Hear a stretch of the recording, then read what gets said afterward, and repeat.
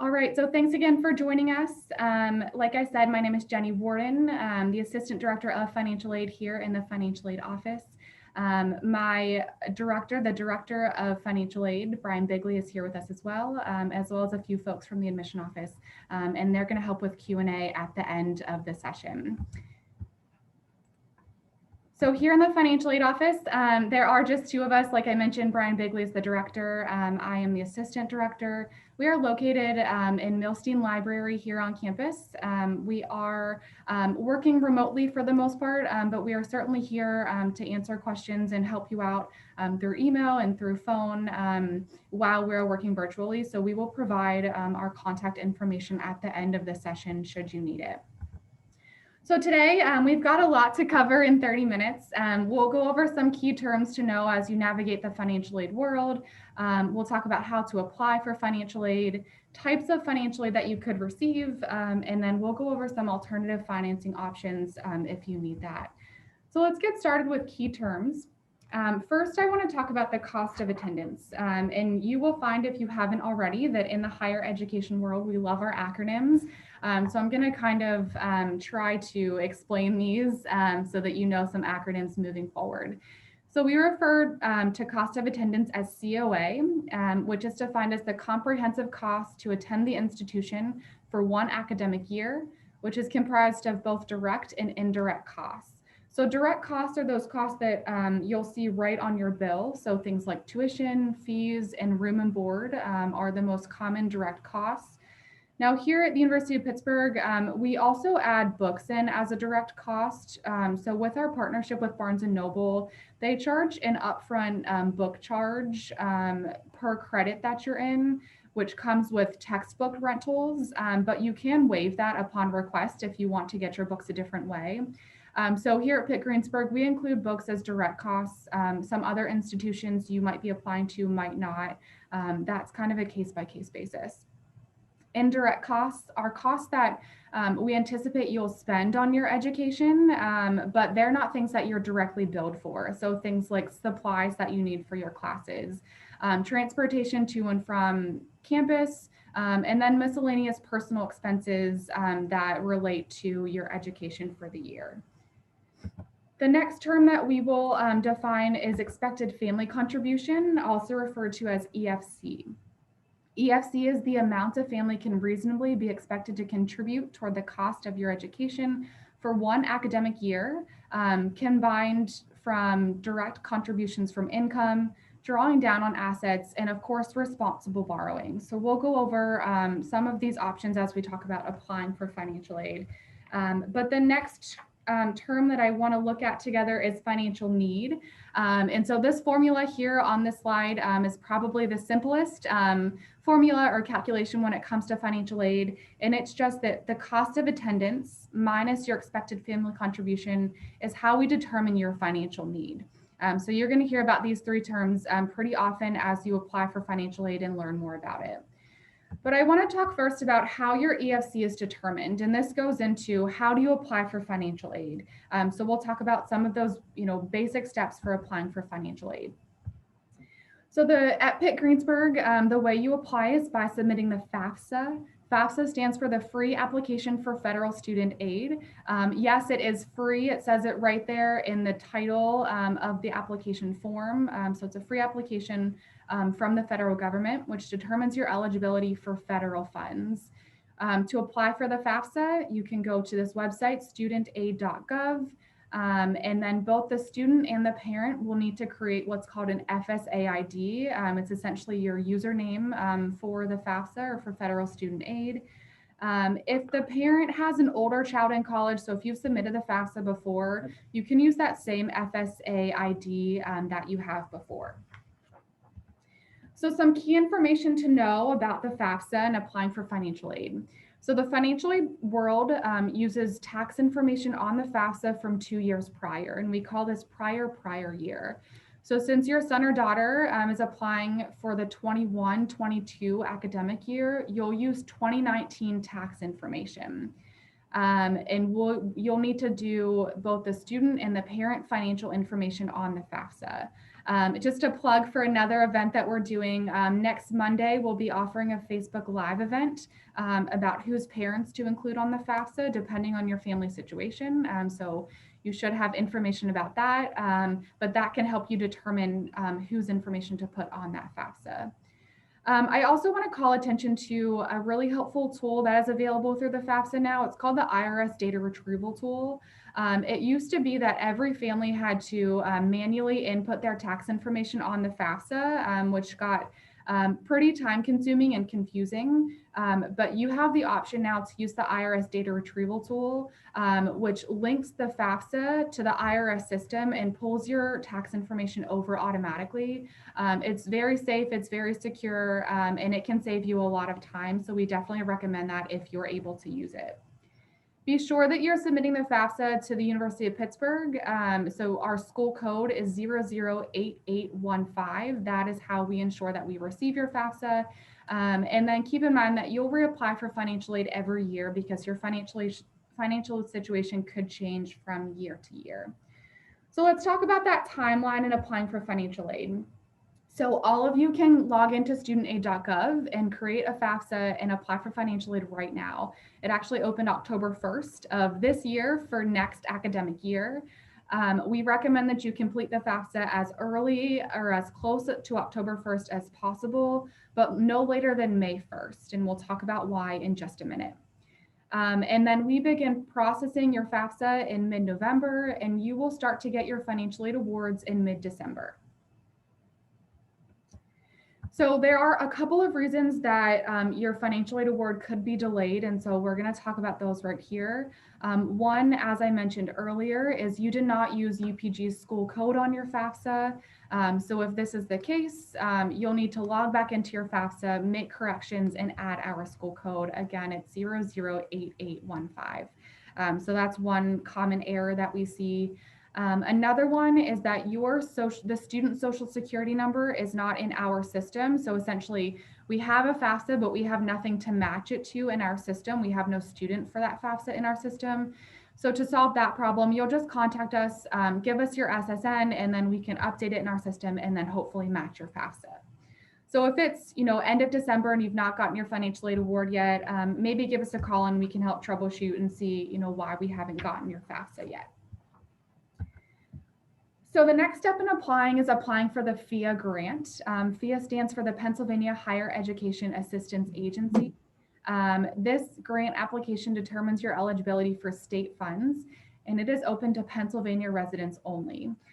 So to apply for this FIA grant, you have two options. At the end of the FAFSA, there's a link that says start your application to apply for Pennsylvania state-based financial aid. So you can link directly from that FAFSA, or you can go to FIA.org and start your application there. Now, the deadline for the FIA grant is May 1st, which is why just a few minutes ago, we recommended submitting your FAFSA no later than May 1st so that you can meet that FIA state grant deadline. Now, if there are any out-of-state students here, you cannot apply for the FIA grant, but you could apply for your own state grant. And then if you attend Pitt-Greensburg and you have residence in one of the states listed here, Delaware, DC, Massachusetts, Ohio, Vermont, and West Virginia, Pennsylvania has reciprocity, so we can honor your state grant and you would still get it here at the University of Pittsburgh. And the same goes for Pennsylvania residents who are looking to go out of state. If you are looking to go to a college in one of these states and you get the FIA grant, it would transfer. Okay, and then the last piece to keep in mind for applying for aid is a process called federal verification.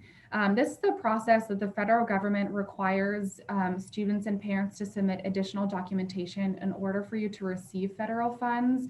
Not everyone is selected for verification, but if you are, you're notified in early January. We'll let you know. It will also send you instructions at that point. But essentially, you'll log into this website, upg.verifymyfafsa.com, to upload the required documentation. And whatever those documents are varies from student to student, but we will need those additional materials in order to give you federal funds. So just keep an eye on your email. Like I said, early January, nothing to worry about right now, but you'll be notified in a couple of months if this applies to you. Okay, so now we'll talk about types of financial aid. So you've submitted your FAFSA, you've applied for financial aid. What types of funds might we use to help offset the cost of attendance? So we're going to go over the 4 different types here, but they're essentially split into 2 categories. You have your gift aid, which is free money. That's the money that we all want to see. And then the self-help aid, which means that you have to do something to help yourself earn this money. So we'll start with the gift aid and we'll start with grants. So grants are typically money that don't have to be paid back, and they're usually awarded on the basis of financial need. So we have 4 grants here at the University of Pittsburgh at Greensburg. The first is the Pell Grant. This is a federal grant, again, based on financial need. So the federal government has an EFC threshold essentially, and based on your EFC, that determines how much Pell Grant you might receive. The University of Pittsburgh is proud to have a program called the Pitt Success Pell Match. This is essentially a grant program that matches the Pell Grant dollar for dollar. So every student who receives the Pell Grant will also receive the Pitt Success Pell Match from us, again, dollar for dollar. The SEOG grant is a federal grant, again, based on need. And then we've talked about the FIA grant, a need-based grant from the state of Pennsylvania for Pennsylvania residents only. Scholarships, so more free money, you don't have to pay it back.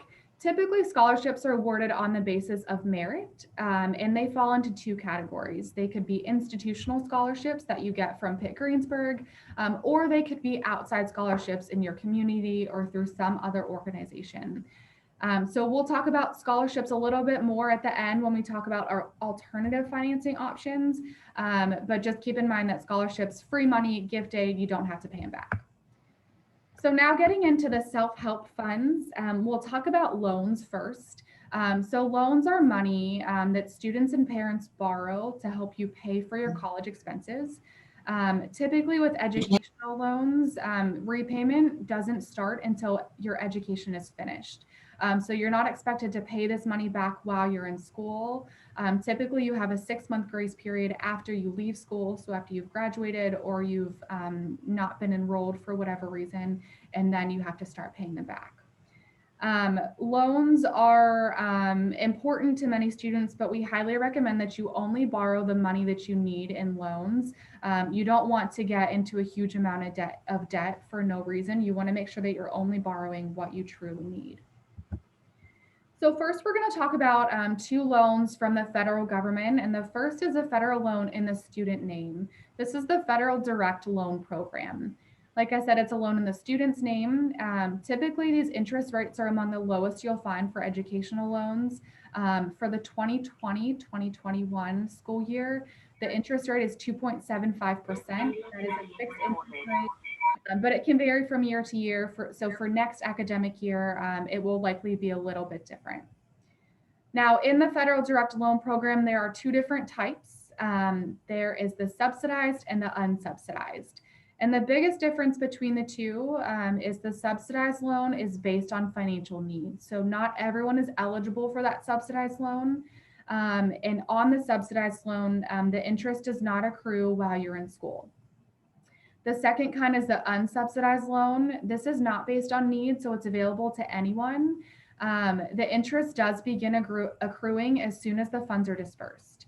Now the federal government they cap how much money a student can take out in the subsidized and unsubsidized loan.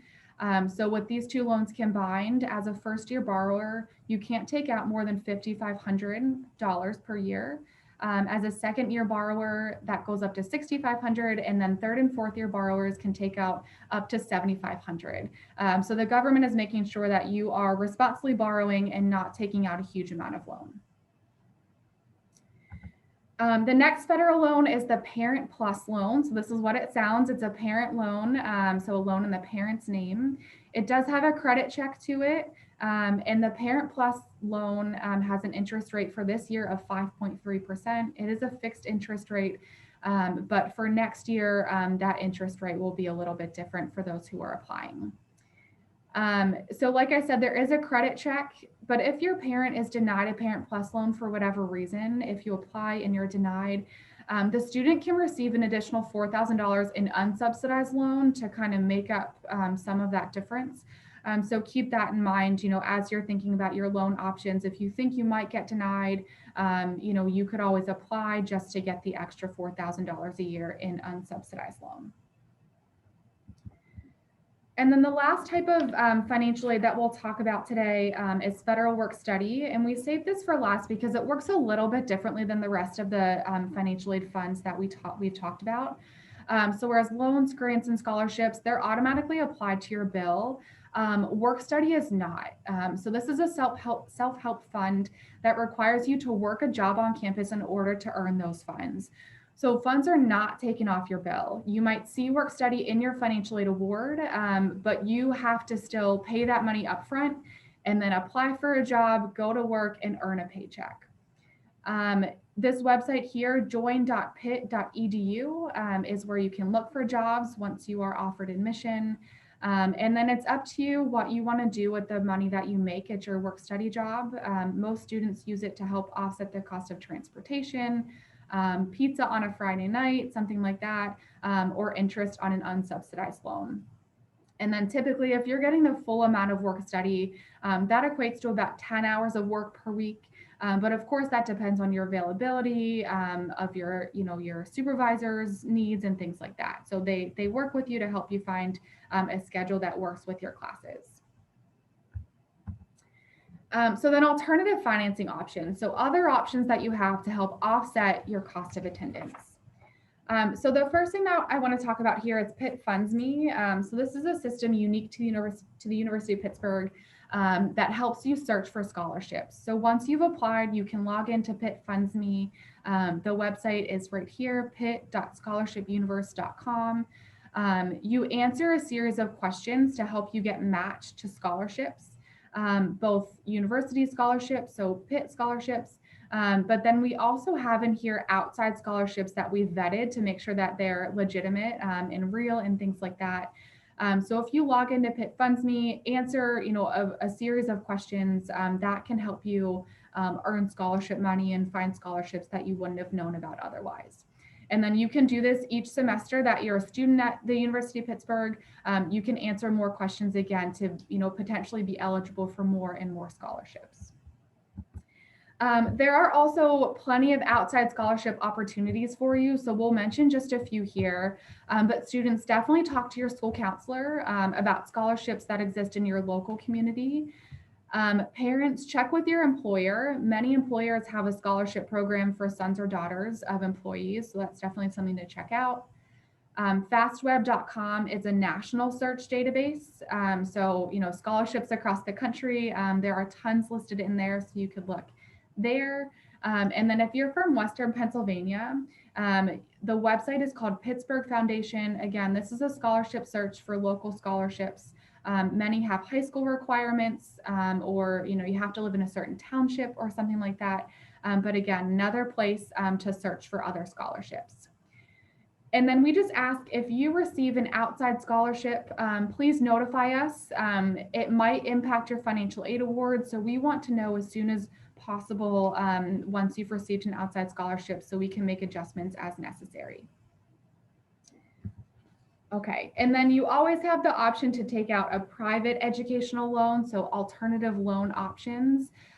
There are tons of these loans out there. They're available to students, available to parents. So these kind of are based on, what your family feels is the best choice for you. If you want an alternative loan in the student's name, often the students need a co-signer if they don't have credit yet. So keep that in mind. But there are a variety of lenders. Interest rates vary. Some are fixed, some are variable. So, this depends. This varies from loan to loan. But we do have a good matching tool on our website, again, to kind of help you find out which loan might be best for you. And then the last option to help you finance your education here at Pitt-Greensburg is our payment plan. So the payment plan doesn't change the amount that you owe, but it just breaks up your payments over time. So you are eligible for up to 6 installments per term. There's a small fee to enroll. It's about $45 per term. But again, it can make the cost that your education is a little bit more manageable by having you, pay in different months throughout the year. And the website listed here is how you would enroll in that payment plan after you have enrolled at Pitt-Greensburg. Okay, so just a few reminders as we wrap up, and then we will leave plenty of time for questions. Be sure to check your Pitt email account after you've committed to Pitt. Communication from our office will be sent there, so make sure that you're checking that email, staying up to date with any requirements or anything we need to touch base with you on regarding your financial aid. And then, like I said, Brian and I are here to answer questions. So our email addresses are listed here on the slide. Our phone number is here, as well as just the financial aid general email address if you're interested in that. Our emails are also on the website, so we're super easy to get in touch with. Both Brian and I are very good with email, so if you email us, we'll make sure that we get you a response as soon as possible. But we're happy to help. We know that financial aid is confusing. We know it is just not a fun process all the time, but we're here to make it as easy and as seamless as possible. So with that, I will open the floor to questions. Brian, I don't know if any questions came in throughout the presentation, but if you have questions, you're welcome to throw them into the chat and we will make sure they get answered now. If you have any questions that are personal and more related to a specific situation in your family, it might be best to discuss that offline, but send us an email, give us a call, and we're happy to talk about that. But any general questions that you feel would benefit the group, please put them in the chat and we will answer them here. Hey, thanks, Jenny. The only thing I wanted to mention is several students or parents arrived late. This is being recorded and will be put out on the admissions YouTube channel probably within about 3 to 4 days.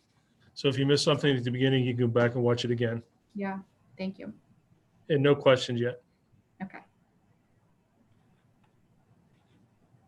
So like we said, if you have questions, you can put them in the chat. I know it's a lot to digest, but you are certainly welcome to email us later as well if anything pops up. All right, Jenny, it looks like there is a question now. If a parent works at Pitt, how do they use that funding to help with tuition? Yeah, sure. Go ahead. Okay.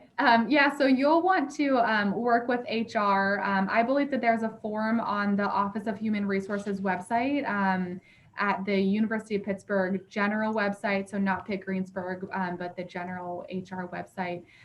So you'll want to navigate to benefits and then tuition benefits. And there's a form that you have to fill out and submit to the HR office. And I'm throwing that link into the chat group here. Great.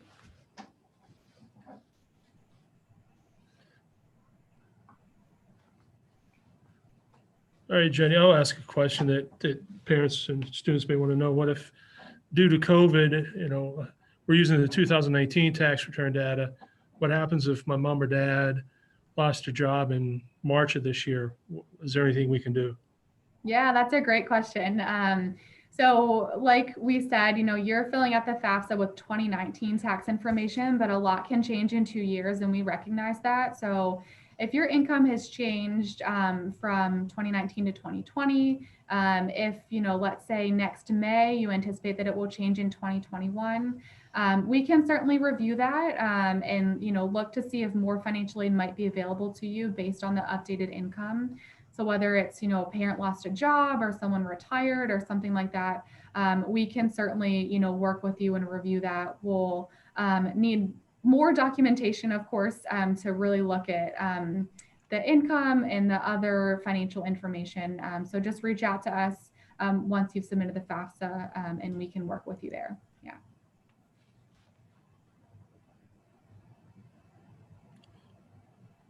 From Lisa, Jenny, is the EFC a solid number you work with?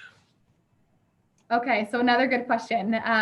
So the EFC that we use is based on the FAFSA. So we only use the FAFSA to determine your eligibility. So that is, the number that we use as your EFC here at Pitt-Greensburg. Other schools might determine a different EFC for you. It depends on, some schools have a different financial aid form that they require in addition to the FAFSA, which might use some different data points, so might calculate a separate EFC for you. So that's going to vary from school to school. So you're not going to see the same EFC necessarily. Typically, schools will show you your financial need. They won't always show you their EFC. But being a school that only uses the FAFSA to determine your eligibility, we'll use the EFC that you see right there on the FAFSA.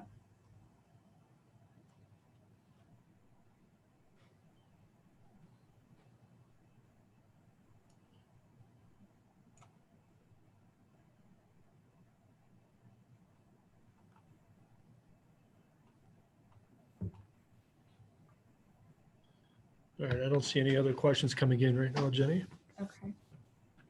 Well, I will go back to the slide with our contact information so that you can jot that down. Again, this is available on our website, on the financial aid website for Pitt-Greensburg. Again, don't be strangers. Feel free to reach out. No question is a silly question. We are happy to help you with whatever it is. We just had one come in. I'll take this and answer it as I read it, Jenny.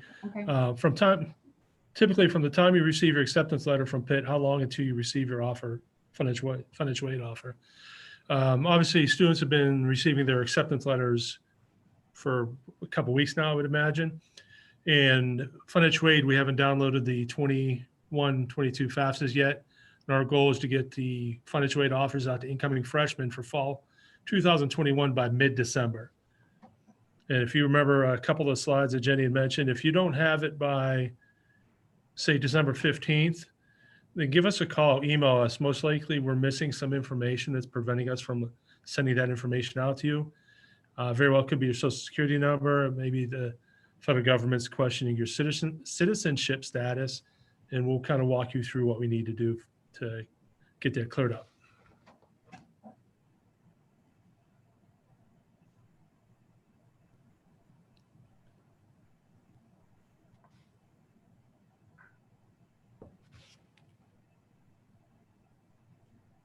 Okay, well, these were all good questions. Last one here, and this is going to be one for the admissions folks on the call, if anyone can speak up. What is the time frame from applying to receiving your acceptance letter? I'll take that, Brian. Thank you, Joyce. This is Joyce from admissions. We are currently getting our letters out probably about 10 days after, or you should receive it about 10 days after you actually have been admitted. Does that make sense? If the student that asked that wanted by mail or email, Joyce? You will get an email the day after you have been, if you allowed us to text you, you will get a text message the day after you have been admitted, along with an email, and then your official acceptance letter will come in the mail about 10 days later. I'm going to ask a follow-up to that, Joyce, if you don't mind. Sure. Say I apply today and I have everything turned in, like application is complete right now. Are we still looking at 10 days, or how long do you review and then become accepted? Once everything rolls in and we get a review note that your application, everything is in that we need, and we can go through and do the review, typically 3 days, 3 to 5 days. We're pretty quick. Mm-hmm. So we're looking at about 2 weeks then from applying, if everything's in, to getting that acceptance letter. Okay. Yes. Yeah. Realize too that we are all working remotely. So the letters are probably going out about once a week when we are able to get in there and process our mail. Thank you, Joyce. So if you don't get the letter, don't panic. It will eventually get to you. And I think the same student asked a follow-up question. When do you have to commit? I don't know if you want to take that, Joyce. I can take it, either one. Sure. It doesn't matter. We have rolling admissions. You can commit really at any time. Typically, we have asked that students do commit by May 1st in order to receive any merit scholarships.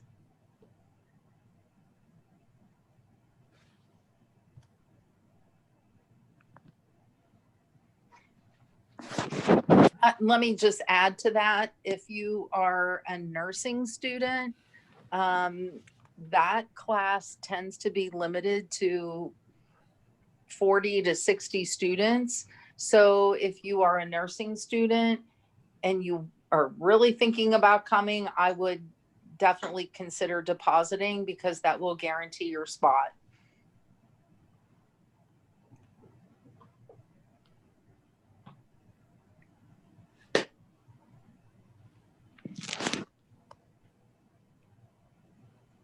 And nothing else has come in yet, Jenny? Okay. Well, hopefully you guys found this helpful. Hopefully you learned something. Like we've mentioned, this will be posted on the admissions YouTube channel, so you can review it later.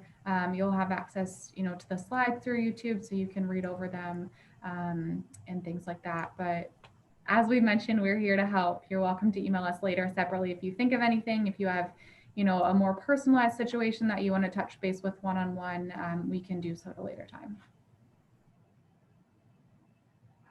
So unless anyone from admission, Brian, unless you have anything else, I think we are good to wrap up here. So just a final thank you again to everyone for being with us today. We know that financial aid is not the most exciting part of your application process, but it's certainly a very important one, and we recognize that. So please feel free to reach out if you need us, but we are happy to help. So have a good rest of your day, everyone, and good luck throughout the rest of this process. Thank you, Jenny and Brian. You're welcome. Thank you.